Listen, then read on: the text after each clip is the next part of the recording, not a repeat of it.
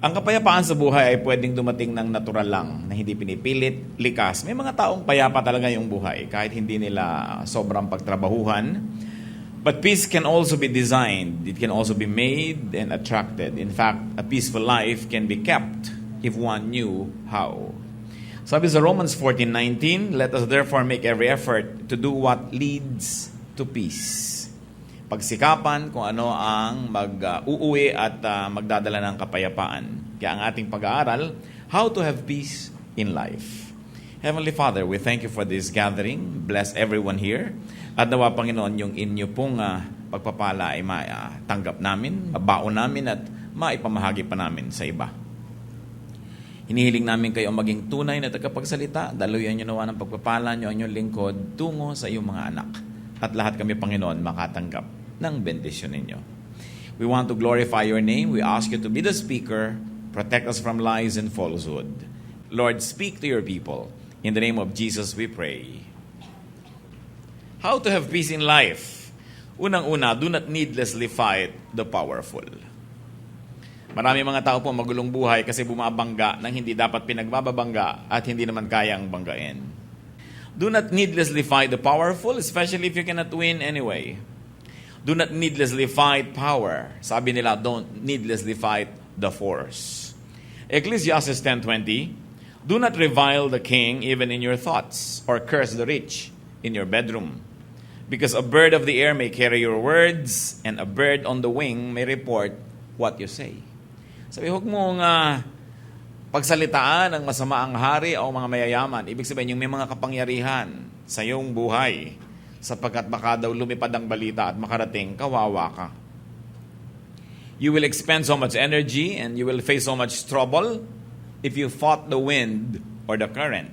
Wala kang panalo sa malakas na hangin. Kaya ang ginagawa pati ng mga barko pag may bagyo ay sumisilong sa mga pier. Ang mga eroplano hindi lumilipad dahil bakit ka mananalo sa isang kapangyarihang mas malakas kesa sa iyo. Marami pong mga tao nakakalungkot ang gulo-gulo ng buhay dahil sila ang may likha. Lagi silang bumabangga sa hindi nila dapat banggain.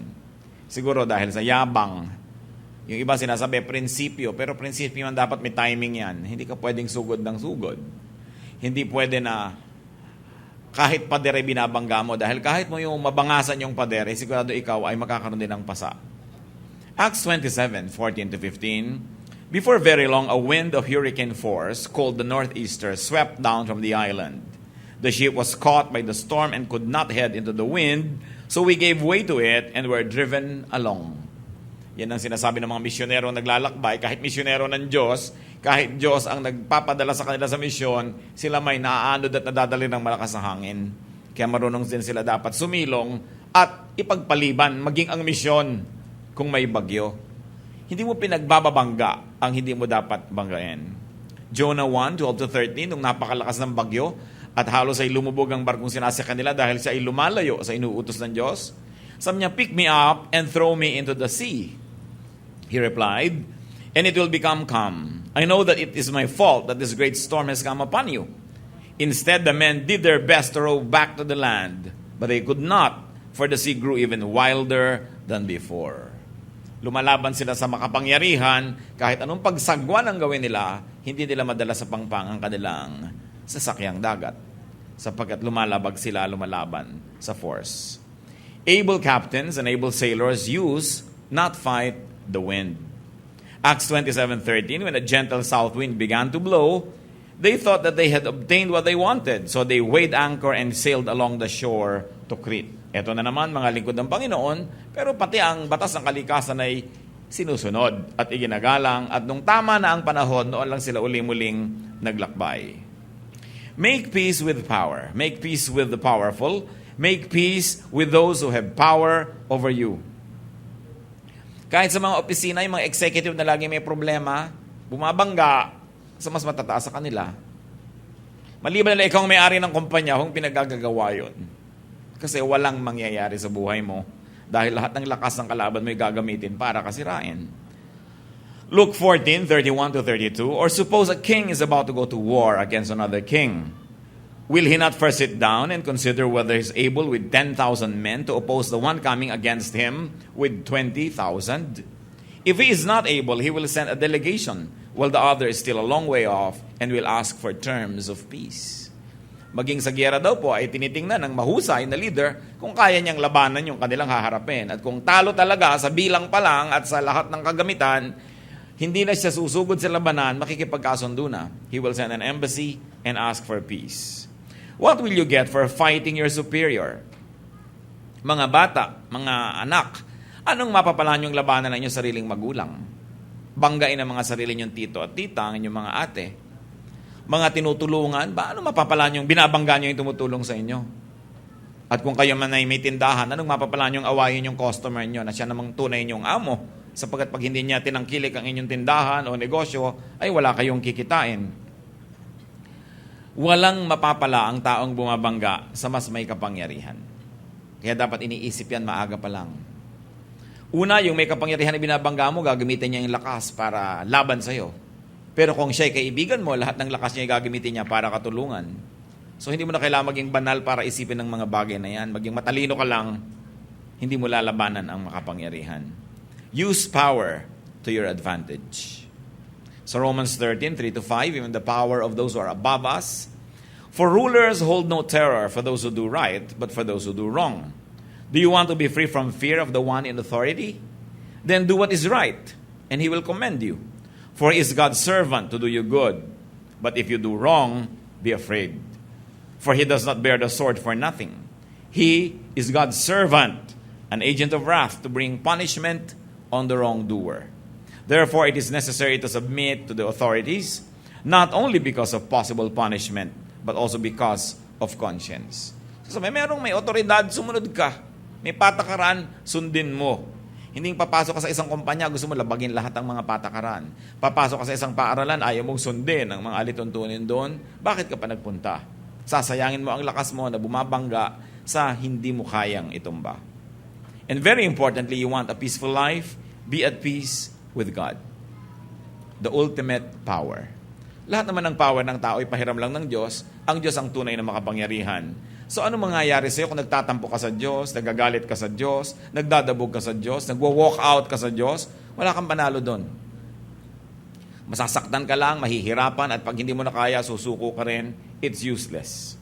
Romans 5:1, therefore, since we have been justified through faith, we have peace with God through our Lord Jesus Christ.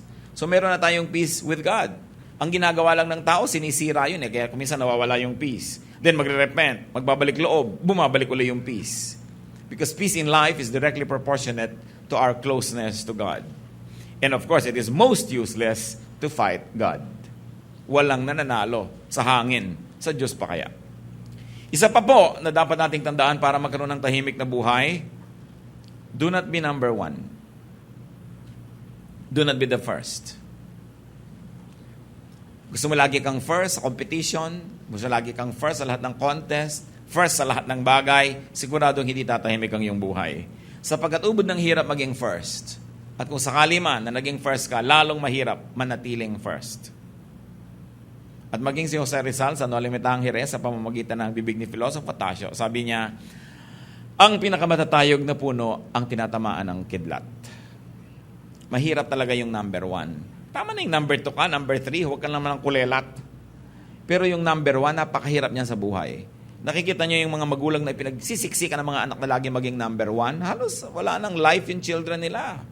Lagi na lamang puro pagsisika, pag-aaral, puro susulog ng kilay, puro subsob sa pag-aaral, hindi na naging child yung child. Pero first. At dahil first ka, laging merong threat na maging second, lagi ka ngayong nakabantay, lagi ka ngayong hindi relax sa buhay. So is it worth it? After all, nobody will remember that you are first. Kahit ka nga maging Miss Philippines, Miss Universe, after 1 year, ang tawag na sa'yo, former beauty queen. Tapos na. Ngayon, kung natural na natural, wala kang kahirap-hirap, nanalo ka, di bale. Pero yung sinagasaan mo na lahat ng tao, binangga mo na lahat ng bagay, hindi ka na nagkaroon ng kasiyahan, tapos para ka lang maging number 1, so what? Nobody likes number 1 people. Meron bang may gusto sa mga number 1? Kinakaingitan lang yan, kinakainisan. At pilit ginigiba ng mga tao, so it's really pointless. It is difficult to get there and it's more difficult to stay there. Being first attracts much envy. Mga kapatid, mga kaibigan, sikapin ninyo na di kayo kainggitan ng sinuman. Sapagkat napakahirap na kayo ang pinupuntahan ng inggit ng sinuman. Ang inggit ay napakalaking kapangyarihan at ito'y nakasisira sa kinainggitan man. Bagamat mas nakakasira sa naiinggit. So ang tao talagang naghahanap ng katahimikan sa buhay, hindi niya, sinisikap niyang huwag masyadong mapansin. Huwag masyadong maging controversial at huwag makainggitan sapagkat mahirap yung kinakainggitan. Envy is terrible energy. Envy is a terrible enemy. So do not be the object of envy. Do not be the object of jealousy. It means, don't try to be number one. Well, as I said, if you could be number one effortlessly, then it happens naturally. Wala kang magagawa. Talagang likas ka number one. Pero para patayin mo ang sarili mo, para kainggitan ka lang ng iba kung lumaon at sirain kang pilit, para ano? Sayang lang. Nakita nyo si Joseph, the dreamer, paborito ng tatay niya, nakainis na ng mga kapatid. Ano nangyari? Itinapon sa balon, ibinenta bilang alipin. Nasa Genesis 37 yan. So, while you don't want to be the first, do not be the last. Do not be the least. Wala ka rin katahimikan pagka ikaw yung kulelat. Kasi ikaw naman yung aapihin ng lahat. Ezekiel 22:29, the people of the land practice extortion and commit robbery. They oppress the poor and needy and mistreat the alien, denying them justice. So hindi naman dapat mangyari sa'yo yon. Dapat may katuturan naman na yung buhay, may accomplishment ka, bagamat di ka number one, pero meron ka namang papel sa buhay, kaya hindi ka naman kakawawain ng kapwa mo. Dahil mahirap ding magkaroon ng kapayapaan kung ikaw yung kulelat, kung ikaw yung api. You want peace in life? Set your own personal rules and standards in your life. Aside from God's law, which you all must observe, and aside from legal law, which every citizen of a country must observe, develop and stick to your personal standards. Hindi sabihin, ay, kailangan tayong maghanda, birthday mo, kasi kaugalian. Kung ayaw mo maghanda, huwag kang maghanda. Huwag mong pilitin ang sarili mo. Gumawa ka ng sariling batas ng buhay mo. Basta hindi mo nilalabag yung batas ng bayan at batas ng Diyos. Huwag mong sinusunod yung mga batas ng mga tao kung ito'y hindi hiyang sa'yo, hindi likas at hindi bagay. Kailangan magkaroon ka ng lakas ng loob na gumawa ng sarili mong pamantayan kung ano ang mabuti, kung anong marapat at kung paano ka mamumuhay. Hindi mo pinipilit na makipaghabulan sa iba, makipag-contest. Hindi mo pinipilit na makipagpataasan. Hayaan mo silang mapagod, pero meron kang sariling speed. Para rin yan ng kotse, naglalakbay kayo, may nauuna, ang bilis-bilis, hirap na hirap ka maghabol. Subukan yung huwag kayong maghabol, hihintayin din kayo nun. No? So bakit mapapahirapan ang iyong buhay? Kita nyo yung mga nagtatago na walang naghahanap, lumalabas din mag-isa. Mainit yun. Ang hirap-hirap magtago, walang humahanap sa'yo. So kung hindi siya mahanap, huwag nyo hanapin. Bakit ninyo papahirapan ninyo sa sarili? Tatandaan nyo, ang gusto ko lang na bigyan ng diin, igalang lang natin ang batas ng Diyos, batas ng bayan. Yung ibang batas ng buhay nyo, bahala kayo doon. Sa loob ng bahay nyo, kung gusto nyo 3 butil ng bawang ang ginisa, 3. Kung sabi ng biyan nyo, 5. Kung wala siya at hindi kayo nakikitira sa bahay niya, gawin yung 3. Pero nakikitira kayo, gawin yung 5. Ha? Siyempre, kung sining may bahay, siya yung reyna doon. So, kailangan, meron kang batas sa buhay mo, hindi yung si ganun, si ganyan, si ganyan. Naghahabol ka tuloy. Have your own personal world where you are comfortable, where you are the ruler, where you are full. Do not play catch up. Yung pinipilit lamang makahabol sa iba, lagi na lang yan pagod. Sabi ni Solomon sa Ecclesiastes 4:4, and I saw that all labor and all achievements spring from man's envy of his neighbor. This too is meaningless, a chasing after the wind. Marami na tao nagsisikap lang, hindi naman dahil talagang gusto nila yung pinagsisikapan nila Nakikipag-contest lang kasi sa kapitbahay. So nagpapalakihan ang bahay na ipinapagawa, kaya walang tigil ng kahihingi doon sa OFW na kamag-anak. Nagpapalakihan ng TV, nagpapalakasan ng sound system, no? Nagpapagandahan ng cellphone. Sabi, maraming ginagawa ang tao, hindi dahil talagang gusto niya, meron lang siyang ka-contest. So why do it? Hayaan nyo nga na kasing laki ng bahay ang TV niya, di mapapanood nyo pa libre. Okay, nakikipag-contest. Mapapagod lang kayo. You want peace in life? Know and move according to time. Lahat po ng bagay may panahon. Kawayan man, pag hindi mo tinataga sa panahon, may bukbuk lagi. yung kawayan. Kahit yung furniture na gagawa sa kawayan, pag hindi talaga ng mga times of December yan, January, may bukbok lagi. Kasi wala sa panahon ng pagputol. Lahat ng bagay may panahon. Ecclesiastes 3 nga, sabi, for everything there is a season and a time for every matter under heaven. So beat with the rhythm of the universe. Pag may gagawin kayo, tama ba yung timing? Mararamdaman nyo naman eh. Hindi para kang bata na pinangakuan ka na bukas, pupunta kayo, kakain kayo sa fast food, at kahit bukas may sumabog na bomba, may nalaglag na eroplano, nag-brown out, nagkaroon ng coup, nagkaroon ng revolusyon, ipagpipilitan mo pa rin, kakain tayo, sabi mo. Naiba na yung time, hindi bagay yung time. No? So dapat mahalaga ang tayo nakikinig sa oras. May oras ang ginagawa ng tao. May oras kung kailan ka magsisikap, may oras na nagpapahinga ka, merong oras na nagbibigay ka na lang, di ka na lang kumikibo. May oras naman na iginigiit mo rin yung gusto mo. Ang taong hindi marunong mag-timing ng ginagawa niya, ang gulo ng bunga, ang gulo ng buhay. Kung makikinig kayo sa Espiritu ng Diyos, makikinig lang kayo sa inyong kalooban, malalaman niyo yung tamang timing. At ano yung pamantayan dyan? Madali, maluwag, maginhawa. Kahit sa biglang tingin, mahirap yung gagawin. Pag tama ang timing, nagiging madali. Tahimik na buhay, mga kapatid, be debt-free. Hindi ko lang alam kung posible pa sa napakaraming tao ngayon itong ganitong bagay, pero ang payapang buhay kung wala kang utang. Mahirap yung may utang eh. Lalo may interes ang utang mo. Tuwing tumitiktak ang orasan, lumalaki ang yung utang. Matutulog ka ngayong gabi, 10,000 yung utang mo. Pagising mo bukas, 10,500 na yon. Paano ka hihimbing? Naliligo ka, kumakain, nagpapahinga, nagiging 10,100 na, nagiging 2,000 na. Hindi ka mapapahinga. Kaya mga kapatid, hindi ipinapangutang ang party. Hindi ipinapangutang yung mga debu-debu. Na kahit ang baba-baba ng kesa may chandelier, nagkakauntog-untog katuloy. Mga klaseng dramang bukid dyan. Mga dramang third world. No? Yung pinipilit kay laki-laking hagdan, ang liit naman ng bahay. Ang liit-liit ng sala, mga upo, ang pangkaharian ng mga reyna ang mga upuan. This is not fitting. Kung minsan ang tao hindi namumuhay ng ayon sa kanyang kaya, nagkakautang-utang tuloy. No? Pinipilit magpaaral sa sobrang mamahal ng mga paaralan, hindi naman kaya. Anong magagawa mo? Kakanda-utang-utang ka. Although, yung pagpapaaral naman is good investment. Hindi katulad ng mga party-party lang o mga handa-handaan lang. Romans 13:7-8, give everyone what you owe him. Let no debt remain outstanding. So kung nagkautang ka na, bayaran. At kung hindi pa kayang bayaran, pumunta ka sa pinagkakautangan, tanggapin mong may utang ka at sabihin mong magbabayad din ako. Balang araw. So, mahirap yung may utang ka, tapos andyan yung pinagkakautangan mo, tapos nagpapanggap kang nalimutan mo yung utang mo, hindi ka mapakali at siya din hirap na hirap. Hindi ka magkakaroon ng katahimikan. Kaya, una, iwasan magkautang at kung meron na, sikapang babayaran yan. Kung hindi pa po kayang bayaran, lagi lamang i-acknowledge. Kasi kung minsan naman, yung pinagkakautangan natin, yun lang ang gusto madinig na hindi mo tatakbuhan, na hindi mo nalilimutan. Kasi kung minsan pinaparusahan natin yung tumulong sa atin eh. Pinautang ka nung nangangailangan ka at nung oras na magbayad, siya ngayon itong nakikiramdam, nalimutan kaya. This is not how you deal with people who help you. No? Hindi ka magkakaroon ng kapayapaan. At mga kapatid, isa pa ito, very biblical, don't be a guarantor. Yung mangungutang siya, ikaw magagaranti. Pag tumakbo siya, ikaw nga habulin. Paano ka matatahimik nun?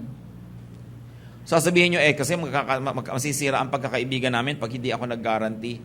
Pagka tumakbo na rin yan at hindi niya binayaran, masisira na rin yung pagkakaibigan nyo. May bayarin ka pa. Di sirain mo na maaga. Wala ka pang utang. Dahil ang dami na magkaibigan nagkasira dahil dyan. 99% magkakasira kayo. Ngayon, kung ayaw nyo akong pakinggan, siguro naman makikinig kayo sa salita ng Diyos. Proverbs 6:1-5. My son, if you have put up security for your neighbor, if you have struck hands in pledge for another, if you have been trapped by what you said, and snared by the words of your mouth, then do this, my son, to free yourself. Since you have fallen into your neighbor's hands, go and humble yourself, press your plea with your neighbor. Allow no sleep to your eyes, no slumber to your eyelids. Free yourself like a gazelle from the hand of the hunter, like a bird from the snare of the fowler. Napakalinaw. Sabi ko, ikaw ay nangako, nag-pledge ka, you strike your hand in pledge, nag-guarantee ka sa utang ng may utang, nako, na-trap ka. Huwag kang magpahinga, huwag kang tumigil hanggang hindi mo nababawi ang pledge. So pumunta ka na doon sa ginarantihan mo at doon sa ipinag-guarantee mo at sabihin mong binabawi mo na. Sabi, parang usa na nahuli ng isang hunter, anong gagawin niyan? Gagawin ng lahat, magpipumiglas para makawala. Yun ang gawin mo. Sabi, dahil yun ang kalagayan mo ngayon na ikaw ay garantor, huling-huli ka, wala kang kawala. Pakawalan mo ang iyong sarili. So kung kayo garantor na, sikapin yung makawala at kung hindi pa, huwag kayong mag-guarantee. Sabihin nyo, sabi ng Diyos, Proverbs 6, 1-5. At marami pa sa Bible, napakarami na huwag kayong nag-guarantee. Kasi alam niyo yung pag-guarantee, trabaho lang yan ng Diyos. Diyos ba kayo? Nakakatiyak ba kayo makakabayad siya? At kung hindi siya makabayad, alam niyo ba na sa panahon na yun meron kayo ibabayad. Baka nung nag-guarantee kayo, meron. Next week, meron ba? Sabi, ang mga taong magiging tahimik ang buhay, hindi nakikialam sa ganyan mga transaction ng iba. Nananahimik ang buhay mo, hindi ka nga nangungutang, kakalad ka rin ka ng iba sa gulo dahil sila tong nangungutang. Bakit mo gagawin yan sa buhay mo? At kung hindi ka na nila kaibigan dahil hindi mo ginawa yun, hindi mo sila tunay na kaibigan, so huwag mo nalang i-maintain yung friendship na yan. It's useless. Proverbs 11:15, he who puts up security for another will surely suffer. But whoever refuses to strike hands in pledge is safe. Yung strike hands in pledge, tradition nila yan. Kung ano man yung gesture of striking hands, ibig sabihin, pag ginawa niya yon, guarantor na siya. You want a peaceful life? Do not be quarrelsome. Dapat di ka pala away. Proverbs 17:19, he who loves a quarrel loves sin. He who builds a high gate invites destruction. So huwag ka mag-invite ng negative attention and very especially, do not be quarrelsome. Pinapalampas mo na lang yung mga gusto mong away. Hindi ibig sabihin na hindi ka na lalaki o hindi ka na tunay na babae dahil hindi mo pinatulan. Sapagkat maraming hindi pinapatulan ng tao kung gagawin niyang tahimik ang kanyang buhay. Pero kung magulo ka, lahat na lang nang nakatingin sa'yo. Ba't ka nakatingin? Gusto mong away? Mga ganyan. Talagang mapapaaway ka lagi. Dapat tahimik. At lagi kong pinapag-alalahanan ng mga kababaihan. Lalo't kasama nyo inyong asawa, kasama nyo inyong anak na lalaki, kasama nyo inyong tatay o tiyo. Be very modest, especially sa mga kalsada. Kasi pag may biglang kumalabit sa inyo, at may biglang dumakma sa inyo, ipapasubo nyo yung inyong menfolk na ipagtanggol ang inyong dangal at siya mapatay pat masaksak ng iba dahil kembot kayo ng kembot sa kalsada. So kayo ngayon ang naging dahilan kung bakit namatay ang inyong kamag-anak. Ngayon, kung sakasakaling kasama nyo, may kumikindat sa inyo, huwag mo sabihin, Daddy, may kumikindat sa akin. Huwag ka nalang tumingin at ayain mo na yung kasama mo sa iba, isusubo mo pa yung asawa mo sa gulo, tapos iiyak-iyak kapag namatay. So don't invite trouble. Live a peaceful life. Yung iba makatawa lang, hinihinging mabaril sila ng kapwa. Ang lakas tumawa. Kakanta ng mga karaoke'ng sabsakan ng sinuntonado, napapaaway, saksakan. Hindi ba ang daming namamatay sa ganyan? Mga uri ng pamumuhay na nang-a-attract ng gulo. Alam nyo, liban na lang kayo on duty, may trabaho kayo. Kung nasa labas pa kayo ng bahay after 10 p.m., ang totoo no, naghahanap kayo ng gulo. Dahil wala na kayong mahahanap na kapayapaan pagkalampas ng oras na yon. Lahat na ng mga lasing, mga desperado, yung mga mandurukot na wala pang nadukot gabi na, kahit mata nyo, dudukutin na rin yan dahil wala nang iuwi Pakalat-kalat pa kayo gabi na. Lima na lang duty nyo talaga, trabaho nyo, wala kayong magawa. Pero yung nakakalat ka dyan kung saan-saan, naghahanap ka ng gulo. Lalong-lalo halimbawa, ang mga asawang palaaway. Sabi sa Proverbs 21:19, better to live in the desert than with a quarrelsome and ill-tempered wife. Mabuti pa daw tumira ka na lang sa disyerto kasi bungangera ang asawa mo. Bunganga ng bunganga. Ang tahimik, ba't di ka sumagot? Ba't di ka sumagot? Pag sumagot ka naman, aawayin ka lalo. No? Kaya kung minsan nabaril mo bigla, nakulong ka patuloy. Sabi, dapat tahimik ang buhay. Alam nyo, ang nakakapagtaka, mga kapatid, yung mga mag-asawa na mahigit ng 3-5 years na mag-asawa, tas away pa rin ang away, hindi na ba kayo matututo? Hindi na ba kayo matututong makisama sa inyong asawa, makitungo? Hindi nyo na ba alam kung kailan kayo dapat kumibo at hindi? Hindi nyo na ba alam kung kailan kayo dapat magbigay? Yung ano ba yung bagay na hindi niya isusuko, so ibigay nyo na lang? At yung bagay na hindi nyo naman isusuko, ibigay niya sa inyo? Pagka more than 5 years na kayo mag-asawa at hindi pa kayo tumitil magbangayan, maghiwalay na kayo. Wala kayong pag-asa. Ngayon, kung ayaw nyo maghiwalay ng todo, gawan nyo ng paraan yan, ayusin yung buhay nyo. Dahil alam nga naman, hanggang tumanda kayo, awayan kayo ng awayan. Alam nyo ba yung hirap ng loob ng mga anak pag nag-aaway ang mga magulang? Lalo mga maliliit pang bata, akala nila maghihiwalay forever. Hindi naman nila kasi alam ang mga trabaho ng matatanda. No? Akala nila magigiba na yung pamilya nila. Sobrang insecurity.